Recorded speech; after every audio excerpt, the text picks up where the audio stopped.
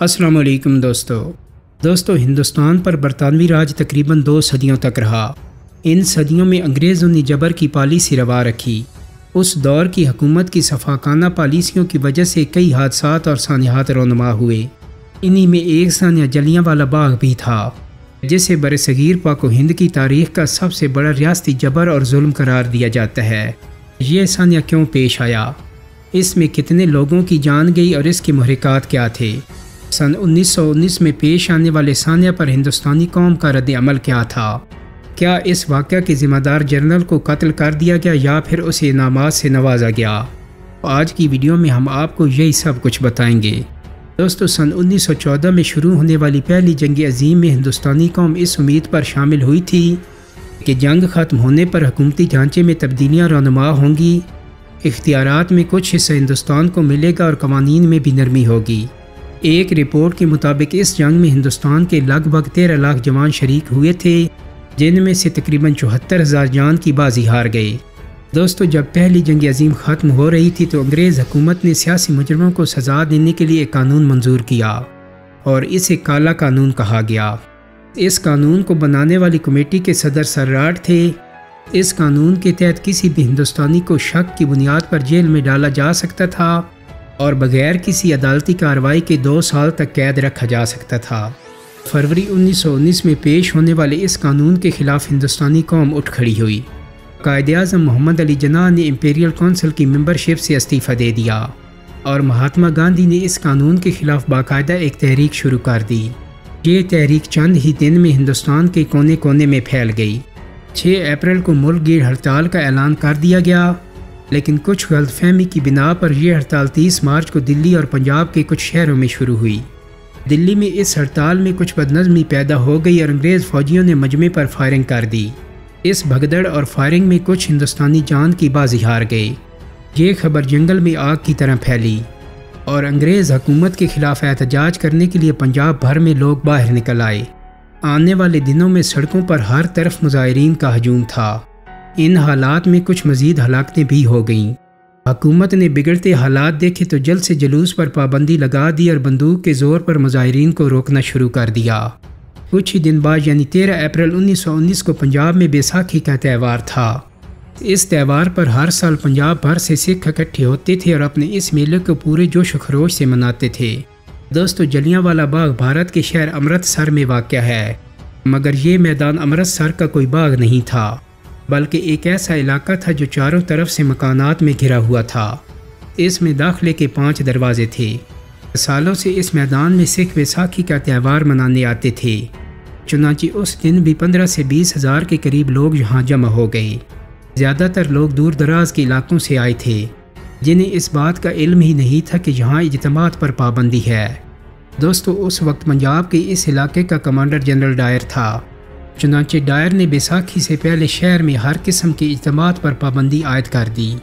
اس لیے جب اسے اس اجتماع کا پتہ چلا تو اس نے فوراً 2 بختر بند گاڑیاں اور 50 فوجی، جن میں کچھ ہندوستانی بھی تھے، انہیں اپنے ساتھ لیا اور باغ کے کنارے ایک اونچی جگہ انہیں تعینات کر دیا، اور کچھ ہی دیر بعد اس نے بغیر کسی وارننگ کے اپنے فوجیوں کو بلا اشتعال فائرنگ کا حکم دے دیا۔ چند ہی منٹ میں سینکڑوں نہتے افراد اپنی جان سے ہاتھ دھو بیٹھے۔ رپورٹ کے مطابق کئی لوگوں نے اپنی جان بچانے کے لیے اس میدان میں موجود کنویں میں چھلانگ لگا دی۔ کچھ لوگوں نے دیواریں پھلانگ کر بھاگنے کی کوشش کی، لیکن انگریز فوج نے کسی کو بھاگنے یا چھپنے کا موقع نہیں دیا۔ ایک سرکاری ریکارڈ کے مطابق صرف کنویں سے 120 لاشیں نکالی گئیں۔ فائرنگ کا یہ سلسلہ 10 منٹ تک چلتا رہا۔ اس دوران 1650 راؤنڈ فائر کیے گئے۔ چند منٹ میں باغ میں لاشیں اور چیخ و پکار تھی۔ دوستو، یہ سانحہ اتنا بڑا تھا کہ اسے نظر انداز کرنا ناممکن تھا۔ چنانچہ شدید عوامی دباؤ کے تحت برٹش حکومت نے کچھ عرصے بعد واقعات اور حالات کا جائزہ لینے کے لیے ایک تحقیقاتی کمیٹی قائم کر دی۔ دوسری جانب کانگریس نے بھی موتی لال نہرو کی قیادت میں ایک الگ کمیٹی قائم کر دی۔ اس کمیٹی میں مہاتما گاندھی بھی شامل تھے۔ دونوں کمیٹیوں نے جو انکشافات کیے وہ انتہائی حیران کن تھے۔ برٹش کمیٹی نے جو رپورٹ پیش کی، اس کے مطابق اس سانحے میں صرف 379 لوگ قتل ہوئے جبکہ 1200 کے قریب زخمی ہوئے، لیکن دوسری رپورٹ جو کانگریس کی طرف سے پیش کی گئی، اس کے مطابق 1000 سے زیادہ جانیں گئیں اور 1500 کے قریب لوگ زخمی ہوئے۔ اس کے علاوہ ایک انڈین نیشنل کانگریس کے سرگرم ممبر پنڈت موہن مالویہ نے بتایا کہ جنہوں نے ثانیہ کے فوراً بعد امرتسر جا کر مرنے والوں کے اعداد و شمار جمع کیے تھے کہ ہلاک ہونے والوں کی تعداد 1000 سے زیادہ تھی۔ دوستو، ثانیہ جلیانوالہ باغ ہندوستان پر برطانوی راج کا سیاہ ترین دن سمجھا جاتا ہے۔ خود انگریزوں کے مطابق یہ ثانیہ برطانیہ کے چہرے پر ایک ایسا بدنما داغ ہے جسے دھونا ناممکن ہے۔ جلیانوالہ باغ میں پیش آنے والے اس عظیم ثانیہ کو 1 صدی سے زیادہ گزر چکی ہے، لیکن آج بھی ان لوگوں کی قربانیوں کی یاد میں سالانہ ہزاروں لوگ جلیانوالہ باغ میں شمع روشن کرتے ہیں۔ اس باغ میں 1961 میں ایک یادگار بھی تعمیر کی گئی جسے شعلہ آزادی کا نام دیا گیا، اور اس کا افتتاح ہندوستان کے پہلے صدر راجندر پرساد نے کیا تھا۔ اس کے علاوہ اس باغ میں ان دیواروں پر جہاں ثانیہ کے وقت گولیاں لگی تھیں کوئی تبدیلی نہیں کی گئی۔ آج بھی ان گولیوں کے نشانات ان دیواروں پر دیکھے جا سکتے ہیں۔ دوستو، اس ثانیہ کا ایک افسوسناک پہلو یہ بھی تھا کہ برٹش کمیٹی اور کانگریس کمیٹی نے تو ڈائر کو مجرم تصور کر لیا تھا، اور عینی شاہدین کے بیانات کی 6 جلدیں بھی 8 مارچ 1920 کو جاری کر دی گئی تھیں، جن میں متفقہ طور پر جنرل ڈائر کی اقدامات کی مذمت کی گئی تھی۔ لیکن کئی برطانوی حلقے ایسے تھے جنہوں نے اس اقدام کو نہ صرف سراہا بلکہ جنرل ڈائر کو ہیرو بھی بنا دیا۔